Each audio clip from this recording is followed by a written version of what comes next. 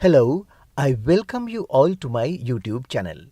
Today we are going to continue with our lesson on prepositions.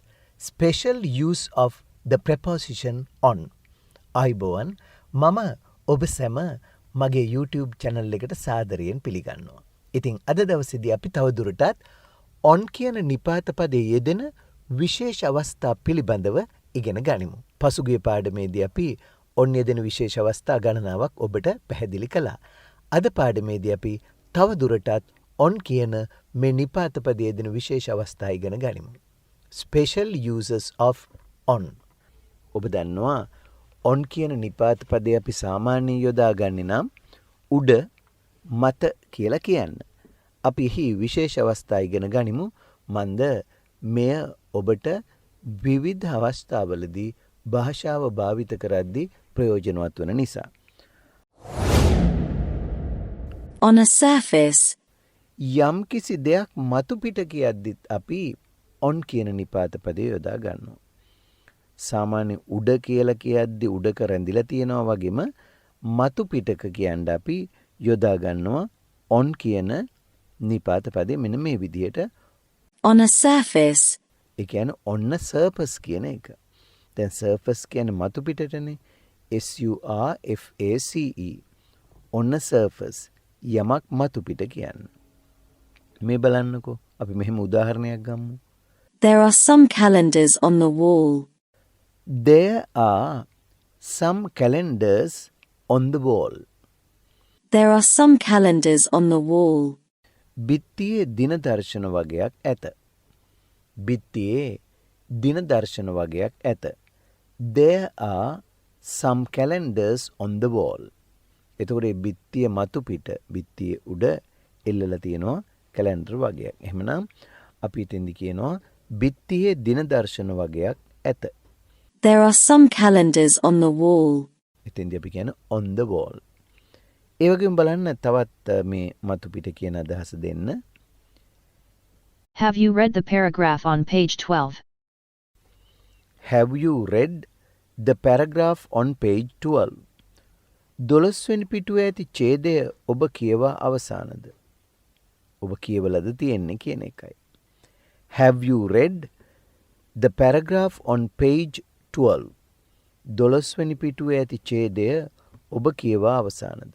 කියවලද තියෙන්නේ කියන එක. දැන් අපි ඔය present perfect වාක්‍යයක් පාවිච්චි කරන්නේ කරලා ඉවර වෙච්ච දෙයක් ගැන කියන්නනේ. Have you read? ඔයා කියවලද තියෙන්නේ? කියවලා ඉවරද? Have you read the paragraph on page 12? ඒතර එතන on ගත්තේ එතනත් මතු පිටක් ගන්න. දැන් පිටුවේ මතු පිටනේ. එහෙමනම් ඔන්න අපි තවත් අවස්ථාවක් ගමු. on යෙදෙන On a vehicle. on a vehicle. VEHICLE vehicle කියන්නේ වාහනයනේ. යම් කිසි වාහනයක කියලා කියන්නත් අපි on කියන නිපාත පදේ යොදා ගන්නවා. On a vehicle. බලමු මේ විදිහට උදාහරණයක් අරගෙන. He went home on his bicycle. He went home on his bicycle. ඔහුගේ බයිසිකලයෙන් ගෙදර ගියේය. එයා බයිසිකල් එකෙන් ගෙදර ගියා. He went home on his bicycle. ඔහුගේ බයිසිකලයෙන් ගෙදර ගියා. He went home on his bicycle. ඒ වගේම මේ වාක්‍ය බලන්න. There were not many passengers on the bus. බසයේ සෙනග ගොඩක් සිටියේ නැත. There were not many passengers on the bus. බසයේ සෙනග ගොඩක් සිටියේ නැත. බස් එකේ ගොඩක් සෙනග හිටියේ නැහැ කියද්දි අපි එතෙන්දිත් කියන්නේ මේ on කියන එක යොදාගෙන on කියන වචනය යොදාගෙන there were not many passengers on the bus. ඒතකොට ඒ වාහනයක් සම්බන්ධව වාහනයක කියලා කියන්න on කියලා කියනවා. There were not many passengers on the bus. On a string. නූලක මේ අපි යම් කිසි දෙයක මත කියලා දෙයක කියලා කියන්නේ on යොදාගෙන මෙන්න මේ විදිහට on a string නූලක. ඒ නූලක මොකක් හරි ඉල්ලලා තියෙන අන්න ඒ වගේ කියද්දි නූලක ඒ නූලේ කියලා කියද්දි අපි යොදා ගන්න on a string කියලා. STRING. on a string. බලන්නක උදාහරණ එතකොට ඔබට වඩාත් පැහැදිලි වෙයි මේ. You are like a puppet on a string. ඔබ නූලක් දැමූ රූකඩයක් වගේ. You are like a puppet on a string. ඔයා හරියට නූලක ගැට ගහපු රූකඩයක් වගේ. puppet කියන්නේ රූකඩයට. PUPPET puppet රූකඩය. එතකොට වාක්‍ය බලන්න නැවතත්. You are like a puppet on a string. ඔබ හරියට නූලක දාපු රූකඩයක් වගේ. ඒ වගේම මේ තවත් එකක්. She tied up some balloons on a string and hung them on the ceiling. She tied up some balloons on a string and hung them on a ceiling. ඇය නූලක balloon කීපයක් ගැට ගසා සිවිලිමේ එල්ලුවාය. දැන් මොකක් හරි උත්සවයක් අවස්ථාවකදී ඇය බැලුන්ස් ටිකක් අරගෙන ඒක නූල ගැට ගහලා සිවිලිමේ එල්ලනවා. එතකොට අපි ඒක කියන්නේ She tied up some balloons on a string and hung them on the ceiling. tied up කියන්නේ ගැට ගැසුවා. She tied up some balloons වගේ on a string අන්න නූලක කියන්නේ on a string and එහෙම ගැට ගහලා hung කියන්නේ එල්ලුවා. hang කියන එකේ අතීතය. hung them ඒවා එල්ලුවා on the ceiling. ඇය නූලක බැලුන් කීපයක් ගැට ගසා සිවිලිමේ එල්ලුවා ඒවා. එහෙනම් වාක්‍ය කොහොමද කියන්නේ? She tied up some balloons on a string and hung them on the ceiling. On interest. on යොදා ගන්නවා අපි interest කියන වචනේත් සමග. on interest කියන්නේ පොලියට කියලා කියන්නේ. දැන් කෙනෙක් මුදල් හැම පොලියට ගන්නෙ. එතකොට on interest කියන්නේ පොලියට කියන එකයි. බලමු උදාහරණයක්. How much did you take on interest? ඔබ කීයක් පොලියට ගත්තද? How much did you take on interest? ඔබ කීයක් පොලියට ගත්තද? ඒ කියන්නේ ඔයා පොලියට කීයක් ගත්තද? How much කොච්චරක්? Did you take ඔයා ගත්තද on interest පොලියට? පොලියට කියන්නේ ඒතකොට on interest කියලා කියන්නේ. How much did you take on interest? ඔයා කීයක් පොලියට ගත්තද? ඒ වගේම බලන්න තවත් අවස්ථාවක්. Why did you borrow so much money on interest? Why did you borrow so much money on interest? borrow කියන්නේ ඉල්ල ගන්නවට, ණයට ගන්නවට.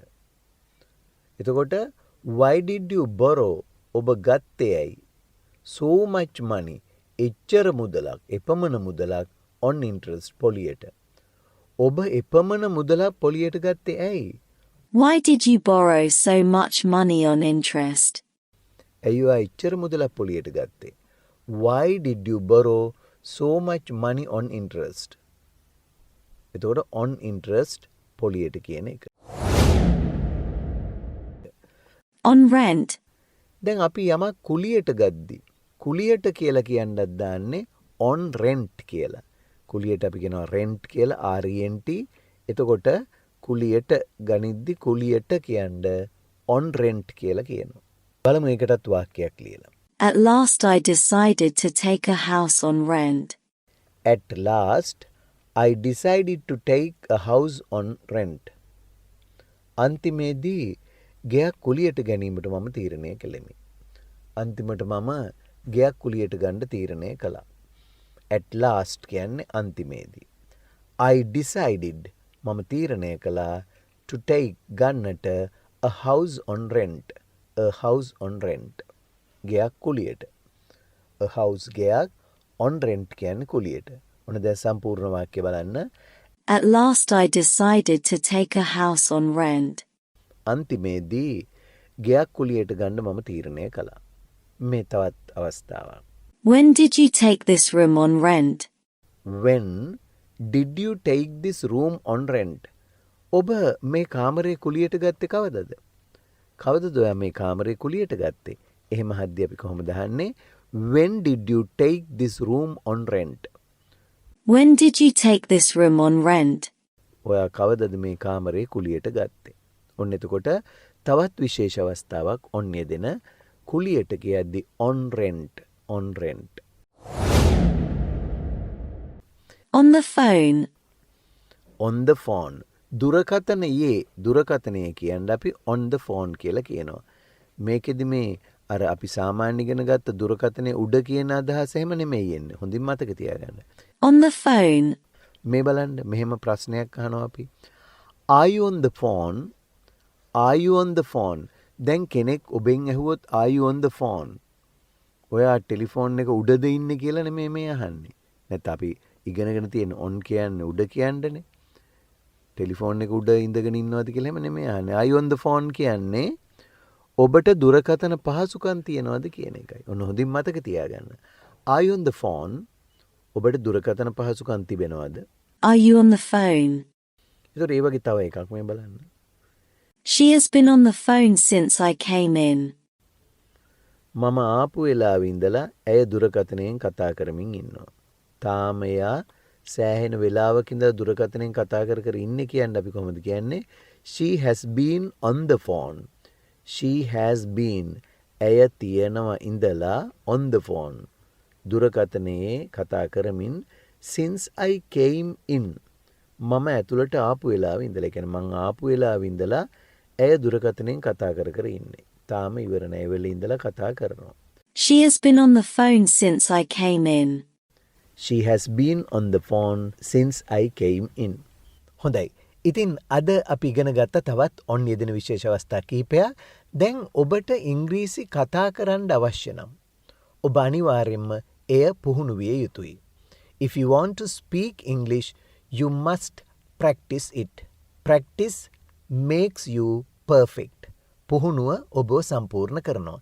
ඉතින් ඒ නිසා අද ඉගෙනගත්ත මේ විශේෂ වාක්‍ය ටික නැවත වතාවක් මම ඉදිරිපත් කරනවා විදේශී ජාතිකයන්ගේ කටහඬින්ම. එයින් මම බලාපොරොත්තු වෙන්නේ ඉංග්‍රීසි ජාතිකයෝ කතා කරද්දී එය හරියට තේරුම් ගැනීමත් වචන නිවැරදිව උච්චාරණය කිරීමත් ඔබට පුහුණු කිරීමට අවශ්‍ය නිසායි. ඉතින් දැන් ඔබේ කට හුරු කරගන්න අවශ්‍ය නිසා ඉංග්‍රීසියට මේ ඉංග්‍රීසි ජාතිකයෙකුගේ කටහඬින් ඇහෙන අද ඉගෙනගත්ත වාක්‍ය ටික ඔබත් ශබ්ද නගා කියවන්න. Now you repeat after the speaker. There are some calendars on the wall. Have you read the paragraph on page 12? He went home on his bicycle. There were not many passengers on the bus. You are like a puppet on a string. She tied up some balloons on a string and hung them on the ceiling. How much did you take on interest? Why did you borrow so much money on interest? At last I decided to take a house on rent. When did you take this room on rent? Are you on the phone? She has been on the phone since I came in. Well, that's the end of today's program. I hope you enjoyed the program. If you really enjoyed the program, don't forget to subscribe to my channel, like it, and to get a notification on new lessons I upload, please press the bell icon as well. Goodbye and good luck.